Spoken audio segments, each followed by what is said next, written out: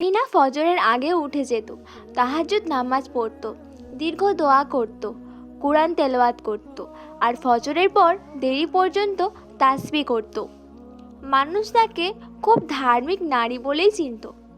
তার জীবনের প্রতিটি দিকই দিনের চারপাশে ঘুরত। অন্তত যারা দেখত তাদের কাছে তাই মনে হতো। সে সবসময় লম্বা আবায়া পরত, তার হিজাব একদম নিখুঁত ছিল, তার নামাজ কখনো কাজা হতো না। প্রতি সপ্তাহে দর্শে কোরআনে যেত এবং সব কথায় দিনের দলিল দিত। মানুষ উদাহরণ দিত, দেখো আমরা কত নেক। সে শুনে মনে মনে ভাবত, সত্যি সে সবচেয়ে ভালো আর সবচেয়ে নেক। সমস্যা এটা ছিল না যে সে ইবাদত করত না, বরং সমস্যা ছিল এই যে সে নিজের ইবাদতের উপর গর্ব করতে শুরু করেছিল। মসজিদের দর্শে বসলে তার দৃষ্টি সবসময় অন্য নারীদের দিকে থাকতো। তার দুপুরটা খুব কমই মাথায় থাকতো। সে ভাবতো, এরা কত তাড়াহুড়ো করে নামাজ পড়ে, এরা তো শুধু নামধারী মুসলমান। তার মন সবসময় অন্যদের বিচার করত, কিন্তু নিজের হিসাব নেওয়া তাকে জরুরি মনে হতো না। সে প্রায় বলতো, আজকাল মানুষের তো হিদায়াতের খুব দরকার, কিন্তু আসলে তার মানে ছিল, আমার হিদায়াতের দরকার নেই, আমি তো নেক আর ফরেজগার। আপনার জিহ্বায় দিন ছিল ঠিকই, কিন্তু কথাবার্তায় কোমলতা ছিল না। কেউ মেকআপ করলে সে বলতো, এটা সব ফিতনা। কোনো নারী হাফ বোরখা পরলে বলতো, এদের তো জাহান্নামের ভয়ই নেই। আর যদি কেউ নামাজে অলস হতো, আমরা বলতো, এদের ঈমান খুব দুর্বল। সে ভুলে যেত যে হিদায়াত আল্লাহর হাতে, আর মানুষের অন্তরের অবস্থা শুধু আল্লাহই জানেন। কোরআনে আল্লাহ তাআলা বলেন, নিজেদের পবিত্র বলে দাবি করো না, আল্লাহই সবচেয়ে ভালো জানেন কে মুত্তাকি। কিন্তু আমরা যেন কখনো এই আয়াত শোনেনি। আপনার সবচেয়ে বড় ফিতনা ছিল এই যে সে নিজের চোখে নিজেকে খুব নেক ও ফরেজগার ভাবত।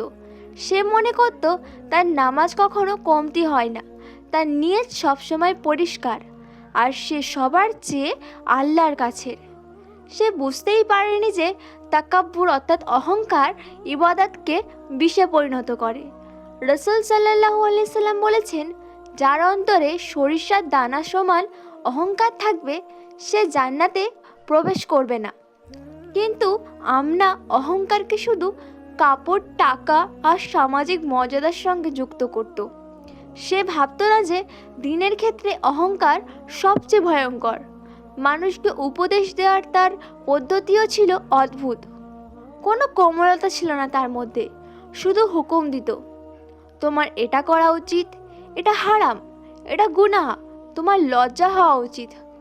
মানুষ তার কথা শুনে ভালো হওয়ার বদলে নিজেকে তুচ্ছ ও অপরাধী মনে করত।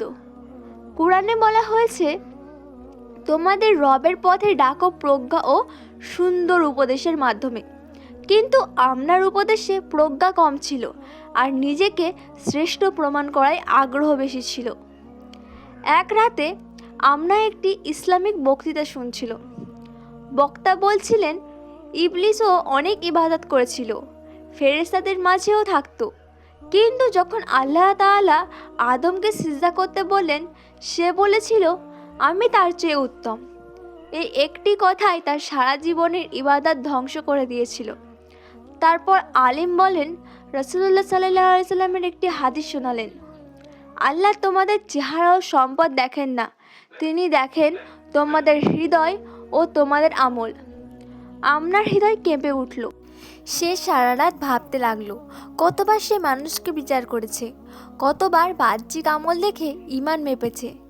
সে বুঝতে পারল, হতে পারে কেউ বাইরে থেকে সাধারণ, কিন্তু তার অন্তর আল্লাহর কাছে পাহাড় সমান মূল্যবান। প্রথমবার সে নিজের রবের সামনে ভয়ে কেঁদে ফেলল। সে দোয়া করল, হে আল্লাহ, যদি আমার অন্তরে সামান্য অহংকার থাকে তুমি তা বের করে দাও। সে কাঁদতে লাগলো। আজ প্রথমবার সে নিজের ভুল বুঝতে পারছিল। আমরা বুঝে গেল, আসল দিন শুধু নামাজ আর পর্দা নয়, বরং বিনয়, কোমলতা এবং আল্লাহ ভীতি। আমরার গল্প আমাদের শেখায় দিনের পথে চলা নিয়ামত, কিন্তু তাতে অহংকার করা ভয়ঙ্কর ফিতনা। ইবলিসও ইবাদত করেছিল, কিন্তু অহংকার তাকে ধ্বংস করেছিল। হিদায়াতের ফয়সালা আল্লাহর হাতে, আমাদের হাতে নয়। হে আল্লাহ, আমাদের ইবাদতের উপর গর্ব করা থেকে বাঁচাও, আর আমাদের এমন বান্দা বানাও যারা নিজেদের সবসময় মুখাপেক্ষী মনে করে। আমাদের সবাইকে অহংকার থেকে রক্ষা করো এবং আন্তরিকতা দান করো।